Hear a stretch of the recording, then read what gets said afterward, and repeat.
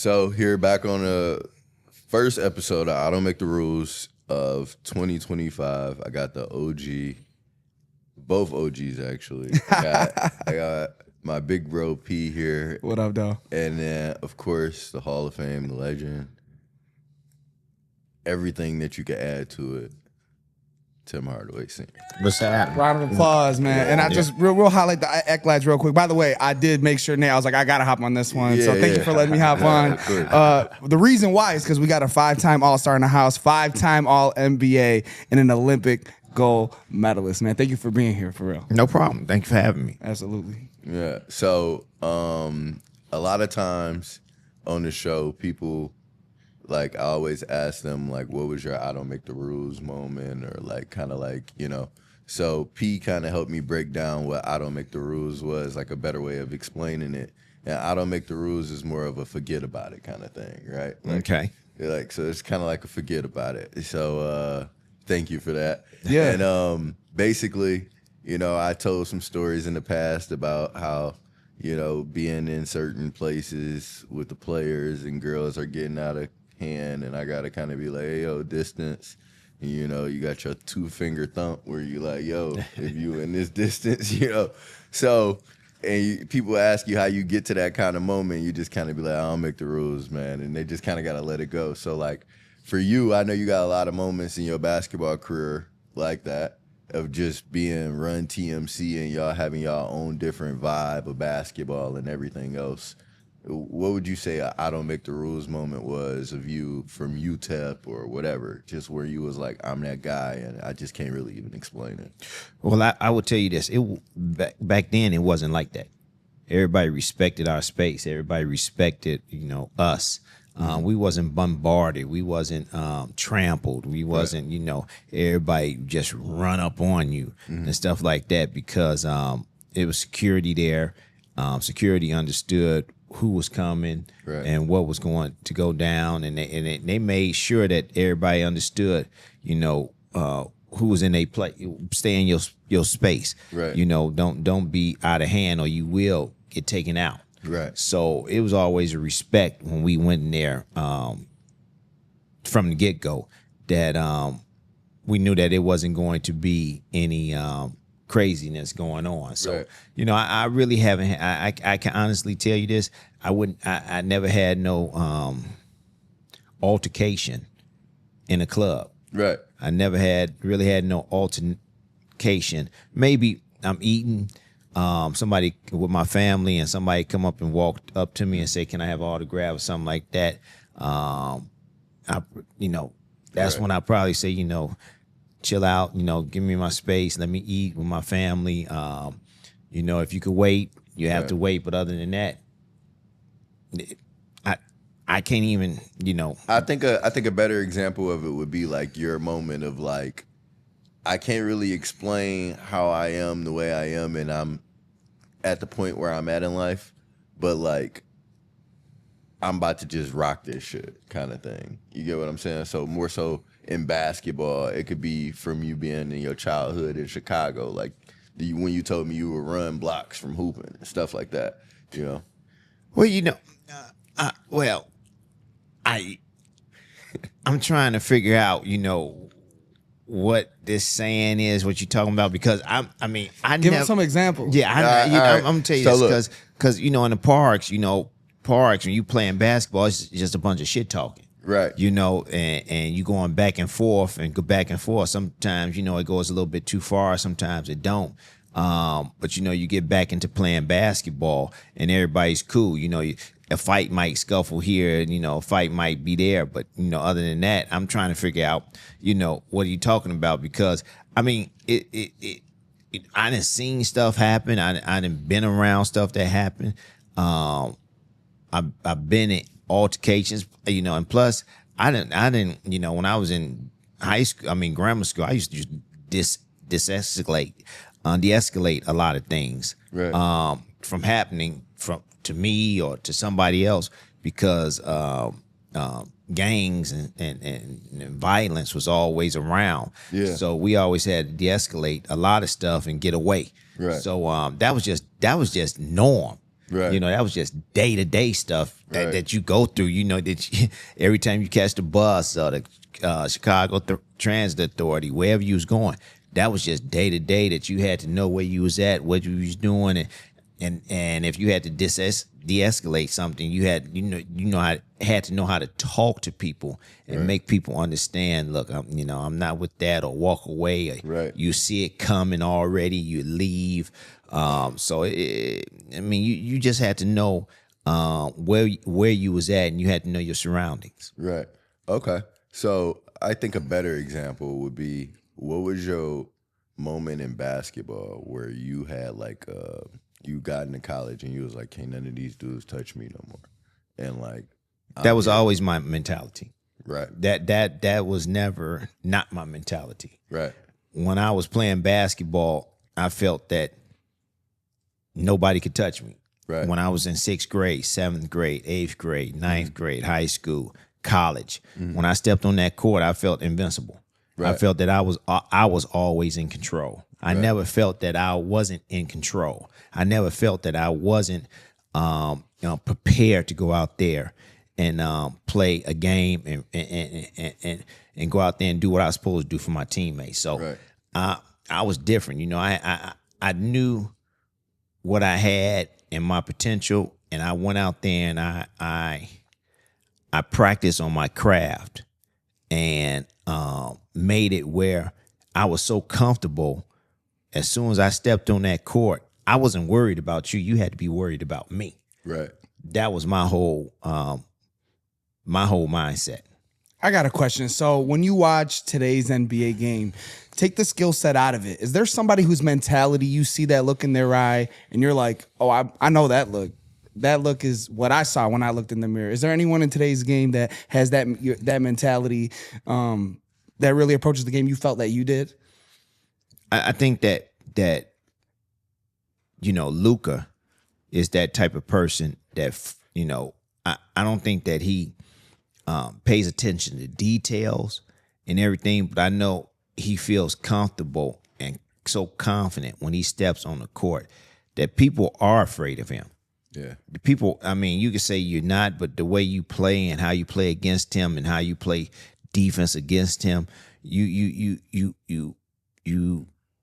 cognizant of what he can do to you. Yeah. So yeah, I see Luka. I see Tatum. People try to go at Tatum, and he doesn't get enough just due on his game. And people try to push up on him. People try to muscle him. People try to discombobulate him and get him out of his game. But he's true to his game. He knows what he can do, and he goes out there and does it. It might not be the way you like it, but his numbers say it, and how he does it. And he plays really good defense. So I think he's another one. And he plays for the Celtics. Why isn't he the face of the league? My bad, Nick. No, you're good. Why isn't he the face of the league? And go ahead, add on to that. Well, you still got LeBron. LeBron is still doing it at a fabulous pace, or still playing at a fabulous clip. And a lot of people, we look at other things. But what LeBron is doing out there at 21 years of playing in the NBA and how his body is performing each and every night, you got to give him his just due. You got to talk about him in that sense. We got to stop talking about him in a negative sense. We got to, he didn't want to be the face of the league. He didn't diss it. He didn't. LeBron is LeBron, and he does what he does, how he does it. But let's talk about basketball. Basketball, he is at 41 years old, dunking, blocking shots, playing at a high level. That's remarkable. Yeah, it definitely is. I'm a LeBron James. Mm-hmm. I love LeBron James. Mm-hmm. I'm gonna get into the one question later on. I'm sure. Well, we can stop that now. It's Michael Jordan. I know. I didn't even want to get into it. We can stop. We can stop that right now. It's Michael Jordan in my eyes. Michael Jordan had the killer instinct. People feared Michael Jordan. People really don't fear. I tell you, LeBron James. I tell you who really people fear more than they fear LeBron James. They fear Luka more than they fear LeBron James, because Luka give you to you all type of places and do all type of things and make you embarrass you. That's crazy. You know, so yeah, that's how I feel. But you know, that's you know, with the killer instinct coming out here, you know, giving your team on defense, offense, picking up full court, being on all defensive teams several times, you know, all this accolades. You know, like I said, people fear Jordan. People don't fear LeBron. I want to just you brought up Luka's name, and you started to play with the Mavericks right at the beginning of Mark Cuban's tenure. Is that true? Yeah. So it was like 2002. So you know, obviously a lot has been made about the Mavericks and them making that trade. Do you have any opinions on the trade? And then I do want to know your opinions on working with Mark at the beginning of his NBA stage. And we have seen what happened over the last 25 years. And we also know that he had dealt with your son as part of the Mavericks as well. So I wanted to know your opinions on all that. Mark Cuban has done a great job, not a great job, a fabulous job with the Dallas Mavericks. And you know, to getting them prominent in the NBA, to winning a championship, to getting Luka there, and for 7 years, you know, it was about Dallas Mavericks and Luka. It was remarkable, man. So, but that trade happened. I think it was more so than something else. It had to do with the casino and something else. You know, I still say, and we all say Luka should get in more shape, but you know, the way he's playing, you know, he's effective. He does what he does, and he's effective. He just needs to have more stamina at the end of the game. He needs to move his feet on defense a little bit more. We all know that. It's been proven.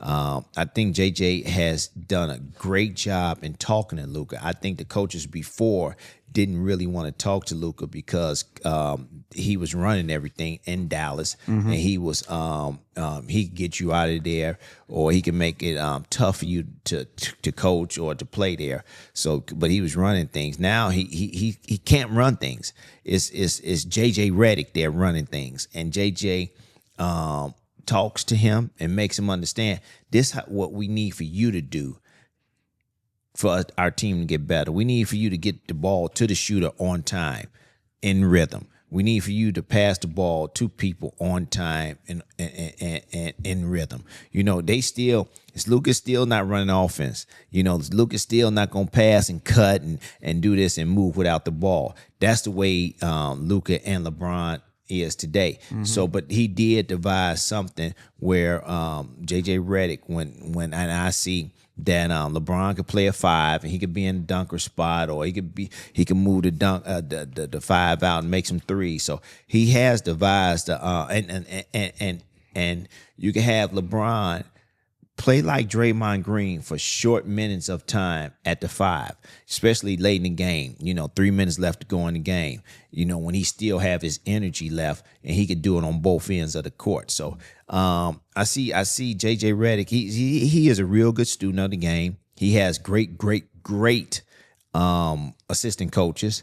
I know he has been talking to Stan Van Gundy, one of the coaches that he loves and admires. That you had worked with? Yeah, that I had worked with. Here with the and Pistons, has a brilliant mind too, as a coach. But you know, but he talks to him.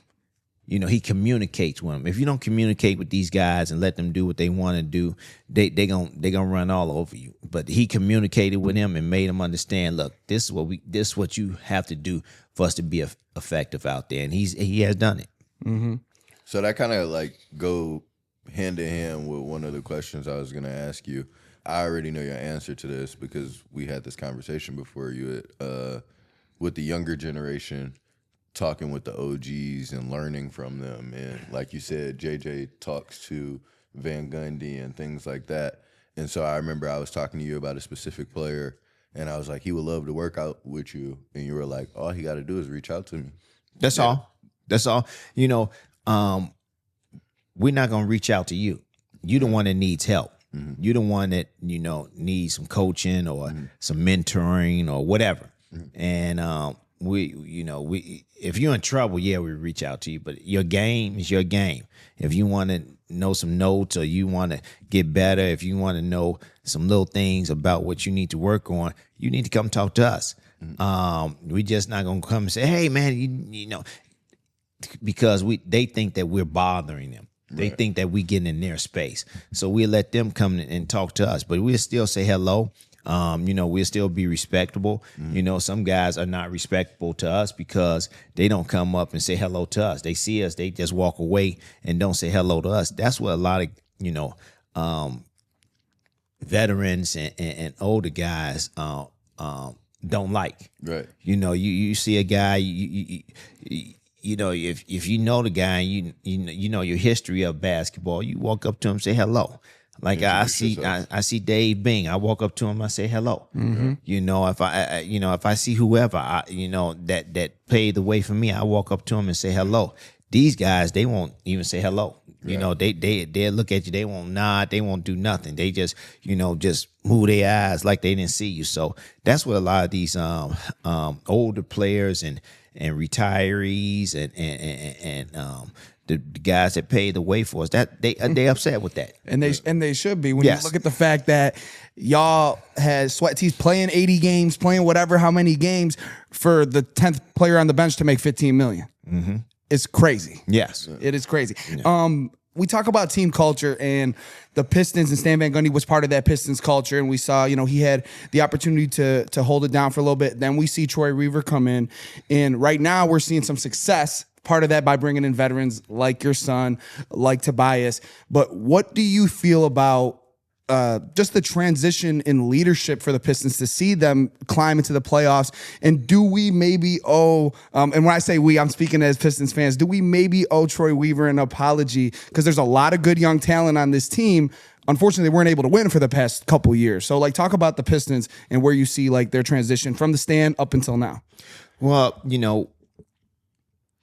I think you all should thank Trajan Langdon. Mm-hmm. He has done a remarkable job by getting some veterans in here to mix in with the young players. Troy Weaver, you only have 2 players here that's from that era. Mm-hmm. Maybe 3. You got Jaden, Cade, and Asar. And Asar, yeah. And Isaiah. Sasser. There's some players, there's some players, but obviously they won 14 games last year, whatever it was. Right. But but you still got to get a coach, and you still got to get some veterans in to talk to these guys. Mm-hmm. Not to buy in, just to talk to them. Okay. You always got to buy in. People be killing me with this buy-in stuff. The team got to come together and play together, and you all got to want to win. Yeah. It's not about buying in. You got to want to come in and win. You got to want to come in and play for one another. It starts day one. Right. Some people on some bullshit. Right. They come in and they on some bullshit. Right. They just about their money. I'm gonna come in. I'm gonna start training camp. I'm come in ready. And then 5 games until you can see their mindset. Right. You tell by their demeanor. Right. If you want to win, you got to stay with it. It takes more than 5 games, 6 games. You could turn it around, but it's a lot of teams out here that be like, after 15 games, they packing it in. They don't even care. Yeah. That means that you about the money. You're not about the team, and you came in halfway in and halfway out. Right. 1 foot in, 1 foot out. And you just worried about yourself. You can't worry about yourself. You got to come in and you got to play, and you got to want to play. You got to want to play 82 games. You got to want to play for your team. You got to want to play 40 minutes or 35 minutes or whatever. You got to want to go out there and dive for the ball. You got to want to go out there and play defense and talk about defense and get everybody on one page on defense. Right. And you got to play our offense. Let's hoop. Right. Everybody here, we here together. We know we can score. Who can't score. But a lot of teams don't come in like that. A lot of teams come in, like I said, 1 foot in and 1 foot out. And so buying in, that to me, that's bullshit. Everybody got to come in and play together and have that one mindset, and let's play. Right. So speaking of 5 to 6, you said take more than 5 to 6 games. I think it's gonna get done in 5 to 6 with the Pistons. Look at Pistons earlier this season. Look at the Pistons. They could have they was right there at being undefeated at one time, like 6-0. Yeah. If they didn't turn the ball over early in the late in the games. Right. Early in the season. They could have been 6-0. But they understood, they watched film, they paid attention to details, and they turned it around. Everybody's like, oh, here go the same old Pistons. They go the same old Pistons. But they turned it around. They understood. They went out there and grinded out. And look where they at right now. Because they believed. They didn't like be sobbing or here we go again or the guys, they believed and they came out and they worked their ass off and that's why where they at now. Right. And of course it's the coaches. Right. JB and his coaching staff, they have done a great job, so you can't discount that. As a point guard, can you speak on the difference of Cade's confidence? Like, what is it about JB's leadership that has brought out the best Cade? Because I think a lot of us had saw him last year. Disinterested is not the word, but for some reason, just not as focused and as free as he is playing this year. So talk about what you see there. I think that JB sat down, had a meeting with Cade, and told him, you're the man, you're the leader, and this is what you have to do. And you have to lead by example, and you have to lead with your voice. And that's what he has come in and did from day one. And it shows. He's leading with his voice. He's leading with his play. He's leading with being out there on the court each and every day at practice and working his ass off and showing them like this is a work environment and this is what we're going to do. So that's what I'm talking about when you communication. You got to communicate with your stars. You got to communicate with your superstars. And I think that's what JB did during the summer. Had a couple of meetings with him and said, this is how we can use you and this is how you got to do and this is what you need to do for us to be successful. And you can't turn the ball over, and that's where the maturity started. And that's where the confidence started. And it showed all year long. Mm-hmm. Yeah, no, I love Cade's play this year for sure. I was just about to say that. It's looking like we're gonna get the Knicks right in the playoffs. That's what it looks like. Knicks, most likely, then Pacers. I think Bucks are in there somewhere. But I mean, yeah, you ask about it. I'm gonna ask. I think the Pistons about to go to the second round this year at least. You know what? I'm a basketball player. I played this game since I was in 6th grade. 4 out of 7. I don't make no, predictions like they gonna go here, they gonna go there. It's gonna be a grind out season. Right. It's gonna be a grind out season. It's gonna be a game by game. It's gonna be play by play. It's gonna be end of game situations where everybody has to pay attention to detail. Whoever doesn't turn the ball over and whoever shoots a good percentage from the field and good percentage from the free throw line wins the game. But you can't turn the ball over. You got to be strong with the ball. You cannot look at the referees. Leave the referees alone. They're not going to help you. Yeah. Go out there and play basketball. Play strong. You're going to have to fight through stuff. You're going to have to fight through fouls. And you got to be confident that you go out there and win a series against whoever you're playing. But the main thing I always say is be strong with the basketball. Do not turn the basketball over because in playoffs, every turnover is a crucial play. Right. And you got to make your layups and you got to make your free throws. Mm-hmm. I hope we play Indiana at a certain point so I could go to the game with you and we could look at Tyrese Halliburton. Yeah, you know what? A lot of people get that mixed up. A lot of people get that mixed up. Right. A lot of people are not listening to what I'm saying. I'm glad you Okay. can use this to clear Okay, it up. I want people to listen to me. I was talking about basketball. Right. They thinking I'm talking about fighting him off the court. No, I'm talking about basketball. Exactly. I'm talking about him stop talking and let your play do the talking. Because he's good. He is really good. He is an all-star. Right. He is an Olympic gold medal.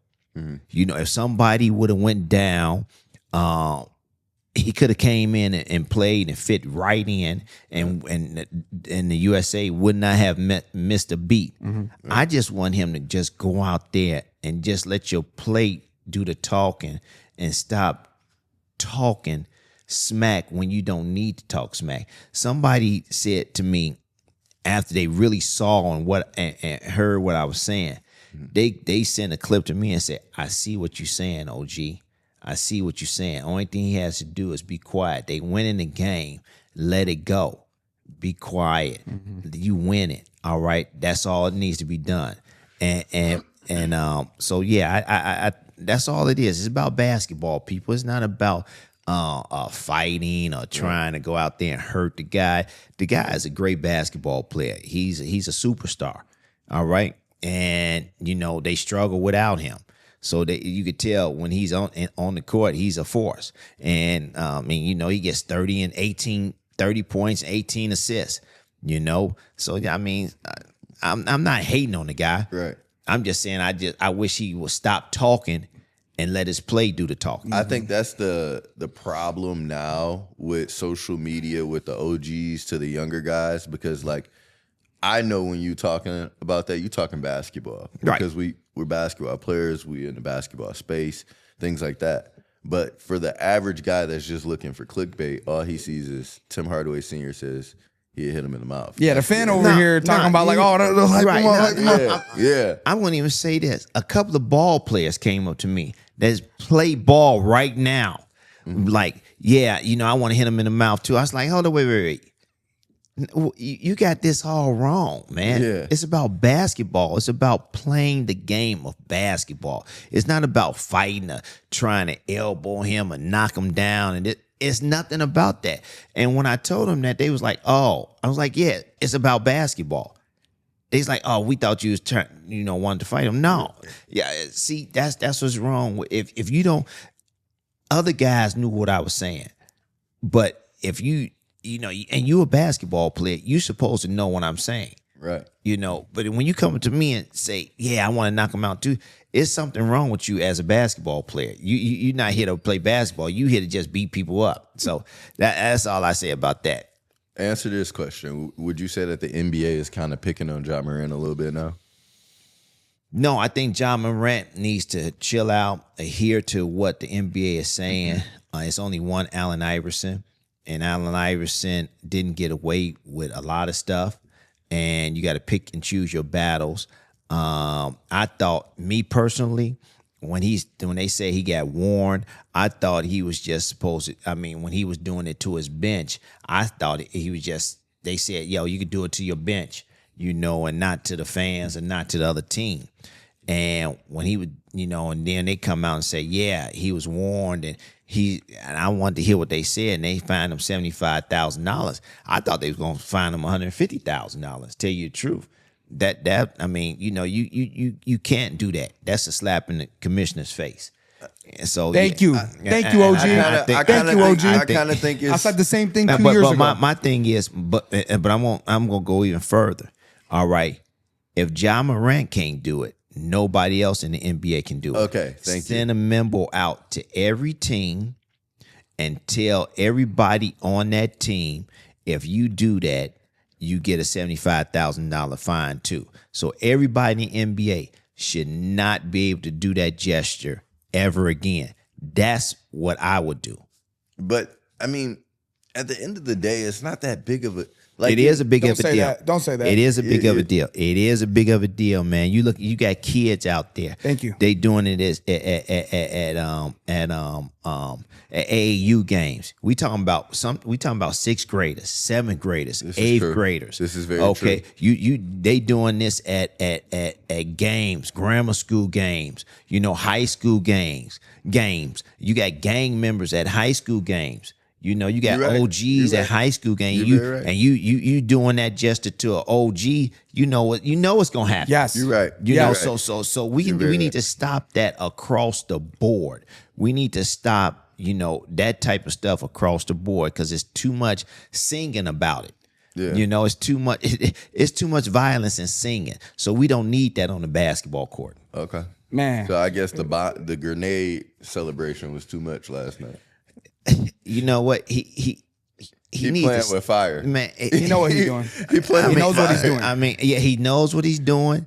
And he's not gonna get a slap on the wrist no more. It's gonna be a suspension, and it's gonna cost his team, man. I mean, I think they're gonna trade him soon. To be honest, well, it doesn't matter. You're still gonna be in the NBA. Exactly. You know, so you need to hear that they can take your contract away from you. They could take a lot of money away from you. You got to be smart about this. This is more than the NBA. It's about the world and people looking at you. And you're going to get asked about this all the time.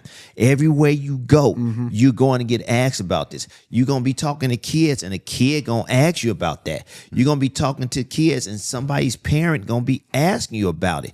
And you can't be upset about answering the question. Right. So I don't make the rules. Right, Yeah, right. exactly. There you go. That's what it is. That's what it is. Now that's what it is right there. Thank I you. don't make the rules. Thank you. Now you get it, right? Right, I get it. I don't make the rules. Right. There I don't it make is. the rules. But That's somebody it. got to though, right? Somebody has to make the rules. Somebody has to make the rules. And yes. you, Exactly. I love what you said. Thank you, because and I get it, bro. Like Yeah. for him, it's also I don't make the rules, but the commissioner does. Yes. And that's the commissioner's rule. Yes. Thank you. right. You talked about playoff mentality, and I love what you said about what the Pistons need to do. Make it undeniable. Make the shots, fight through fouls, play tough Detroit Pistons basketball. We talk about Ja, and he had a deep playoff run before. In the head of the NBA on the Western Conference is SGA and the Thunder. Now, you're a point guard. He is widely renowned right now as playing the best point guard basketball. Are they built for the playoffs? Do you think they will have success? And when I say success, I think everybody, Thunder fans would say if they don't make the finals, it's not a successful season. So can you talk about the Thunder? I will say this: if they don't make the finals, it's not a successful season. You're absolutely right. I will say this: I think they're bored right now. I think they're, and I'm gonna say this again. It was hard for us to play at noon or 1 o'clock. That's no excuse, but sometimes it takes them a little bit longer to get their clock working out there on the court at noon, 1 o'clock, 2 o'clock games. Even when they came here and played the Pistons, it was like a 3:30 game or 2:30 game, and you could tell it took them a minute, and they was rusty for the whole game.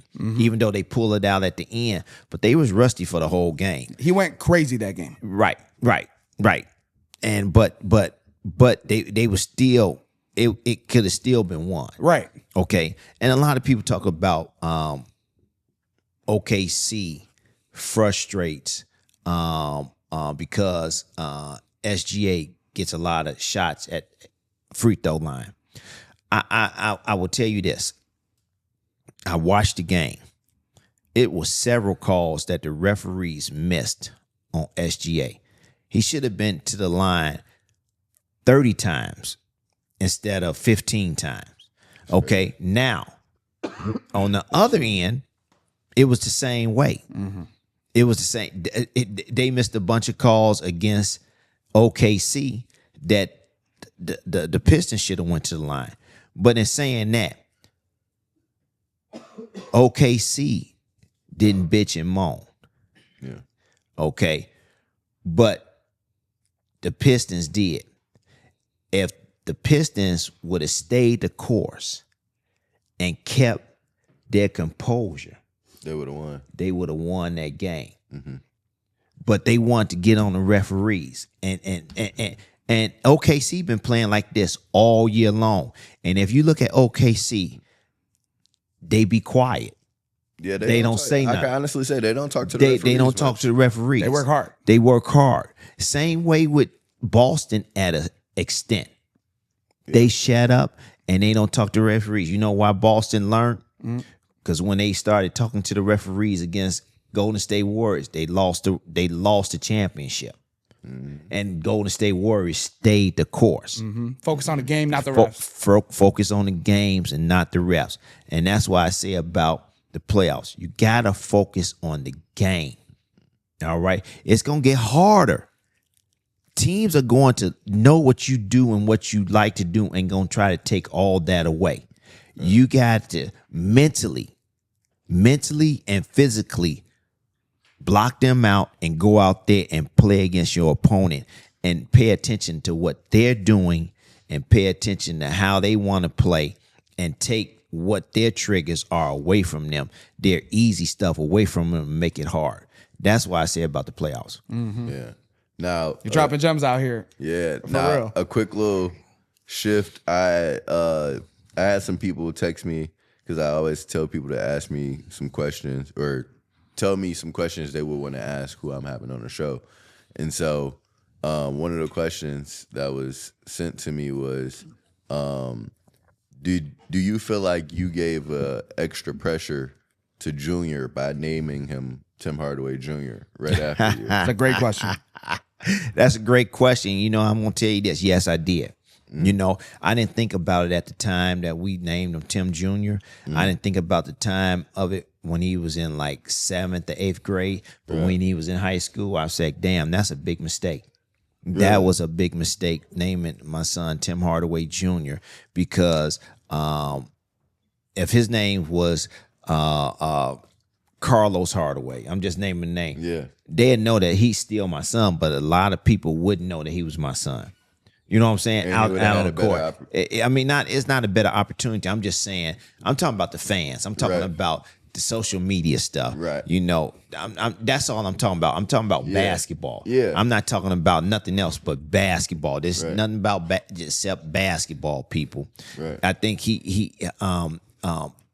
people wouldn't get on him and you know, like they do now.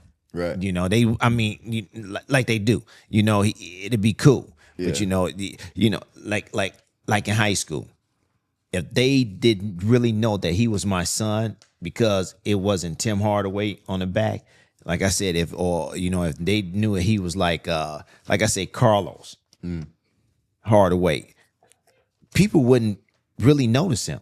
Right. Wouldn't even pay attention to it. But people say Tim Hardaway, oh, that's Tim Hardaway's son.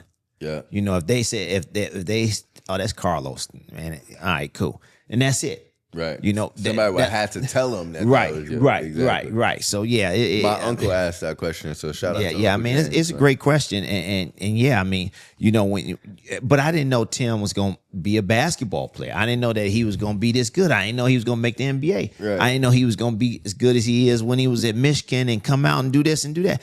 I did not know that until, you know, you see it every day, and you like, wow, you know, you very proud of him, and then you go into protection mode, right? You know, and that's why I'm at now, protection mode, right? Can we talk about the recruiting process, not only for you but for him as a parent? So as a player, you're coming out of high school, you know, there's a lot being made about NIL and stuff right now. Talk about that time, and then what was Tim's recruiting? But I want to know about yours first. Well, people was getting paid back then. Yeah. And, you know, they was still making, you know, they wasn't making $1 million. They was making about $400,000 or $500,000. Right. But it was still a lot of money because, you know, at that particular time, cost of living was low, and you could buy your mom a nice home for about $150,000. So it was still it wasn't NIL money. It was just money that the boosters was giving guys. I think today is just out of control. It's crazy. I think, you know, they gotta moderate the money and give it a cap on, you know, what we gonna give people, no matter what. This is the cap. And I think the transfer protocol, I think it should not be a transfer protocol. It should be, if you're gonna transfer, you still should sit out 1 year. And then you're not gonna be able to play that 1 year. Mm-hmm. And that will stop them from transferring. So you think the college game is better when the kids stay at the school, or at least pay a penalty to transfer? Yes. Yeah. Work on your game. Mm-hmm. You know, don't go for the money. Okay. I know you have an opinion on that. I mean, I'm an NIL agent, so right. I mean, they go for the money, right? But you just got to sit out a year. I think a big argument has been these coaches are able to sell you on this dream, and then they're able to move freely. So I think that's what the players' argument. Right? I mean, for me, and so for OG, it's a little different for him because it made sense then, where you can work on your game for a specific amount of time and get to where you're trying to go, right? But in today's day, the transfer portal and having everything that we do have now, granted, we can put a cap on the money, but I say if we put a cap on the money, we'll say the max will have to be 3.5 for a Power 4 conference, and then we need to have a trickle down for the mid majors for them to be able to have money to keep their players as well too, because it's not fair for them, right? Because these older feeder programs are going to go take those mid major kids as well. But I would say more so in today's day, a big important thing of the transfer portal is the simplicity that COVID happened. And when COVID happened, that changed the trajectory of a lot of these kids' basketball careers, and not only careers, but lives in general. So we had kids, like I got a couple of kids who were shit basketball players, and COVID came and they couldn't do anything else but play in the driveway. Now they're Division I basketball players. Then on the other There's level, nothing wrong with that. Right. Now on the other level, I have guys who were playing prior to COVID. COVID happened, real life happened a little earlier for them, and they're like, holy shit, basketball just, couldn't work out for me right now. And now they're able to go back and redo that lifestyle. I tell you this, you blaming COVID for before you wasn't shit, and now you become something, and then you didn't want to work on your game. You should work on your game every day, people. You should work on your game every day. So you can't. It's if you want to be the best, it's not the coaches, it's you. Work on your game. Now, I worked on my game. What if the coach not messing with him though? You still got to work on your game. Right. You still got to work on your game. You still got to become a better. So what makes if you not working on your game, and then you go from, I say, Arkansas to Kentucky, and they still not messing with you, you just not gonna work on your game? You're not gonna go in the gym and just work on your game? No, you got to work on your game. You got to get your game better. You got to want to get your game better. It's not up to the coaches to get your game better. It's up to the individual to get their game better. Okay. I can respect that. Like walking down the street, you could dribble the basketball in front of your house. Yeah. You go to a park by yourself and shoot if you want to. You go in the gym. They got gyms now. You go in the gym and just shoot the ball by yourself and work on your game by yourself. No, I need somebody. No, you don't need nobody. You need yourself and a basketball to work on your game. That's real. That's a soundbite right there. I want to talk about, I don't know how closely you follow Michigan State basketball, but if you have an opinion on Jace, he just declared for the NBA draft. Now, I'm a Michigan State Spartan fan. I have been since I was a child. I know he will be successful, whatever he does. I think he needed at least one more year. What do you think about him declaring? You can always come back. Okay. He gonna go test the waters. Yeah. That's all he doing. He going to the combine, see what he can do, come back. If he feel like he need to come back and play at Michigan State, he knows what he needs to work out, and he's gonna get better for it. I like that. Okay. I like that for them. Then you go and talk to the different teams, and they could tell you, yo, I think you need to go back, or I think you need to work on this, or whatever they're gonna tell you. But I like that he's going there and he's testing the waters, but he could ultimately come back now. It ain't like he cannot come back. He come back to college. That's my favorite answer, because that means he might come back. You never know. He is not coming back. Who knows? Never know. Who He knows? is not coming back. Who knows? He will be successful. I think he's a great player. But I think he could use one more year, get a little bit stronger, get a little bit tough. You know what I'm saying? He'll be fine. But my thing is, do you want to go to the G League, or do you want to go and play in the NCAA? Thank you. I mean, Thank you. the G League is not teaching you. To me, it's not really teaching you nothing, because it's like AAU basketball. With Tom Izzo, you gonna run offense. He gonna get on you, but he gonna run offense. You gonna move without the basketball. You gonna play defense. You're in a structure. Thank you. That's all I'm saying. But go ahead. I agree with you with all that. But you also know this too. If they got you projected top 20, you get the hell out of there. That's simple. I agree with that. They projected 13. No, I agree with that. So let me ask you this. So does he need the money? No. Okay. That's there a you great go. question. That's a great question. There you go. That's why he could go 13. So go 13 for what? I'm saying he could go 13. He would make more money going back to college. There you go. You just answered your own question. He can make more money going back to college. Yeah. Instead of going 13. But if you're ready to play in the NBA right now and you go back to college one more year. And if you go to the NBA and you play all season in the G League, I done seen lottery picks play all season in the G League. Yeah, you're right. Me too. I mean, so you're focused on that player development over the opportunity at this point. If I got an opportunity to play for a great coach in Tom Izzo, and I'm going to learn more with Tom Izzo than I am going to in the G League, because like I said, G League is all AAU. Whoever gets the ball, they gonna do whatever the hell they want to do, how they want to do it, and you don't want to be in that. I want to be in a structure that I know that I'm gonna get the ball and I'm the focal point.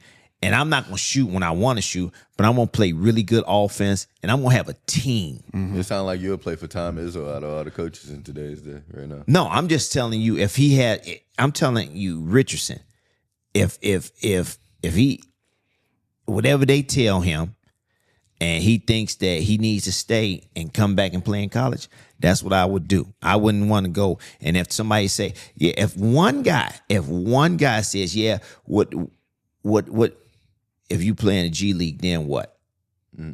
That means that they consider me that I come play, but I'm going to be in the G League. Yeah. If one scout asks me that, I go back to my agent and I'll be like, yeah, I'm going to go back to school. I'm going to go back to school, but I'm still going to go and I'm still going to work out and do this and do that.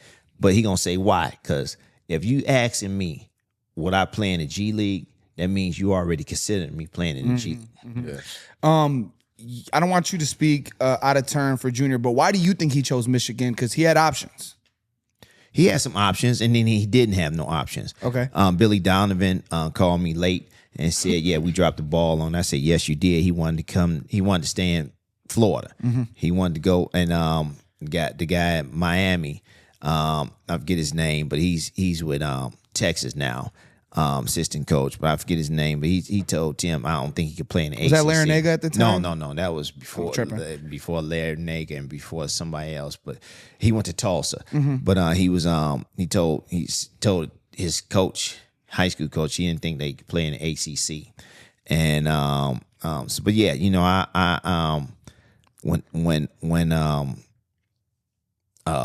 dang, I forget his name. When the coach Beeline came and talked to him, I was like, you know, I thought it was a great fit for him because I knew what Beeline did at West Virginia and how he had his guys be versatile out there on the basketball court, and how he switched up man to 1-3-1, and he just had an innovative mind and how to think and he developed his guys really, really well. Sure does. So I was very comfortable with him coming here, and I was happy. Absolutely. I mean, they've proven, you know, under Beeline, they brought a lot of players to the NBA. Yes. Livers, Poole, the Wagners, right? Yeah. Like a lot. So, of course, your son, Final Four run, I believe, right? That you know, the Wagners. I mean, that is Wagner. I got a friend named Wagner, but they call it Wagner. I'm like, come on, man, you know. So, but just anyway, at least take to a V at least. Yeah. So yeah, a lot has been made about eras, right, and playing in different eras, right? Who is there? Someone from, you know, obviously, I'm sure you'd love to see how you play here, but is there someone from this era that you're like, man, I want to throw them in the '90s to see what they could have done in my time? LeBron. Yeah. Yeah. Luka. Jokic. Yeah, let's talk about Jokic. Jokic, you know, Dame Lillard, Jimmy Butler. You know, it's a bunch of them. You know, Giannis. It's a bunch of guys. You know, I think that we could have came up here because the way the rules are today. I think we could have came in and had a long and successful career. How much you think you would average in today's game? Today's game and how we was brought up and played in today, man, with no hand checking and getting to the rim and making shots and the foul calls. Man, shit, we would probably been in the 50s, 60s, easy. I love that. You played with Chris Mullin, and then Larry Bird was one of the main guys before. But what does it take to be have that mentality to be a great white guy in the NBA? Because you play with one of the best of them. Play with black people. There you go. That's what it takes, right? That's what Chris Mullin did. Yeah, he played. Chris Mullin. A lot of people don't understand. Chris Mullin was a 3-time MVP of Big East basketball. 3-time MVP, a white guy, slow white guy, could shoot the ball, understood angles, understood how to get his shot off. A lot of people think that he was slow enough that he couldn't play defense, had great hands. You playing against all the Georgetown guys, all the Pittsburgh, all the Boston colleges and Connecticut and Syracuse guys. Everybody thought they was better than Chris Mullin. And guess what? He went out there and busted all their ass. Yes, sir. So, yeah, you just got to play against black people. And that's what they did. They played with black people every day. Who's your favorite teammate? Who's my favorite teammate? I got 3. It's not one guy that was my favorite teammate. Right. I got, of course, Chris and Mitch, Rod Higgins, of course, Alonzo Mourning and Keith Askins. Who else? Oh, Ike Alston. It's not just one person. It's a bunch of guys that we all gravitated to and we had fun on the team. Right. Mm-hmm. Well, I think I got 2 more questions and we got to get up out of here. I got an appointment. We got a hard out. Yeah. All right. Cool. So, one of my final. Everybody always asks me stuff like this when I tell them I talked to OG about Michael Jordan or something like that. What would you say one of your best Jordan stories is? We used to have battles, and one of my best stories is not about me. It's about our sons, our kids. He was we was playing. And our kids was 10 years old at the time, 8, 9, 10 years old. They was a little bit older than Tim. So my son, he come up to Tim and say, Dad, they not passing me the ball. They're not passing me the ball. And they was only over there. It was like a 2-on-2 or something like that. It wasn't like a full court, a 3-on-3 or 4-on-4. It was just a 2-on-2. They're not passing me the ball.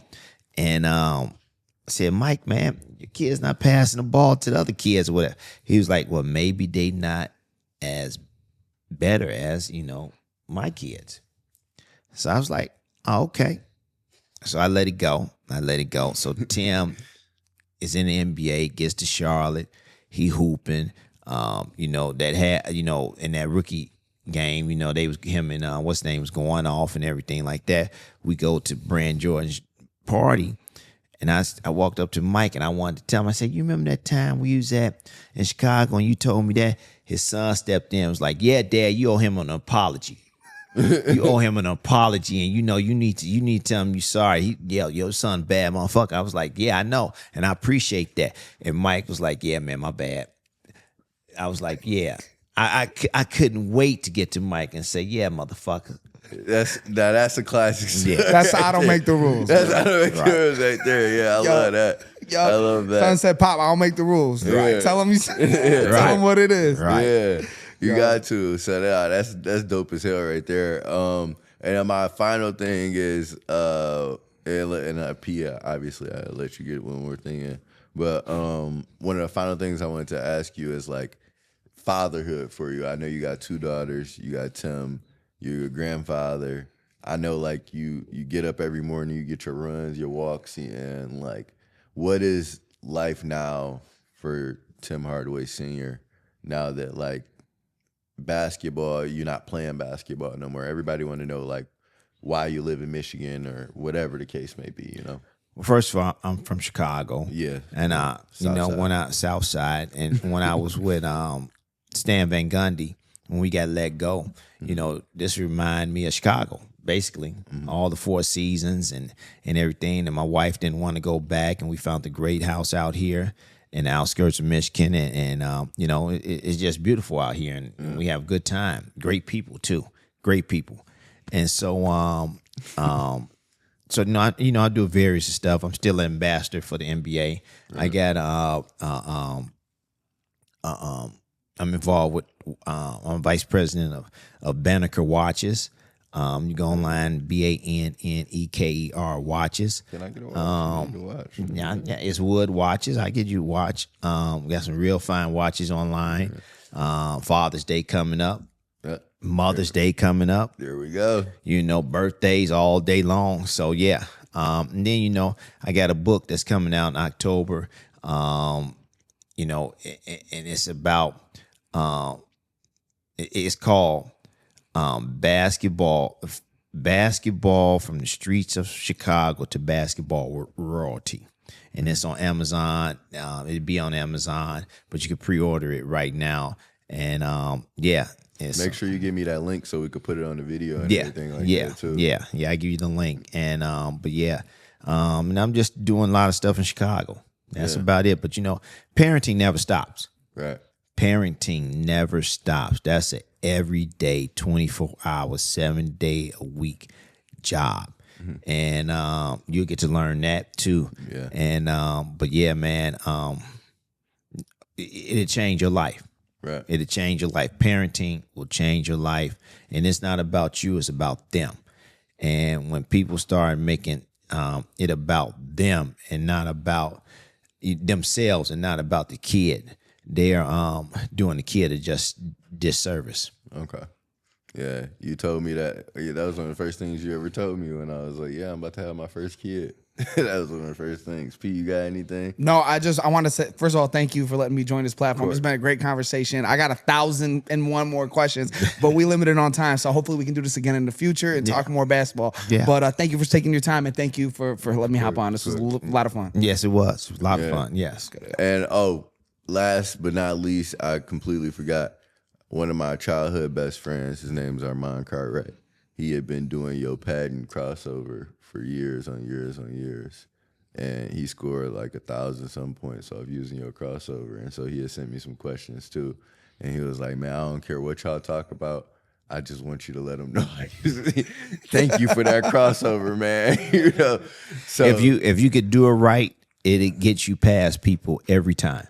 Yep. Every time it'll get you. If you could do it right and you studied it and you work on it, it gets you to where you need to go on the basketball court every time. Yeah. So shout out to Armand, and appreciate you, OG, for coming on the show. You know, this means the world to me, and I look forward to having you on the show again. And yes, appreciate you for the production and everything else. Mike, right? Mike. That's Big Mike. Mike, yes, sir, Mike. Thanks, Mike. Yeah. Yes, sir. And for the fans out there, everybody, I hope y'all enjoyed the show. It's a wrap for I Don't Make the Rules.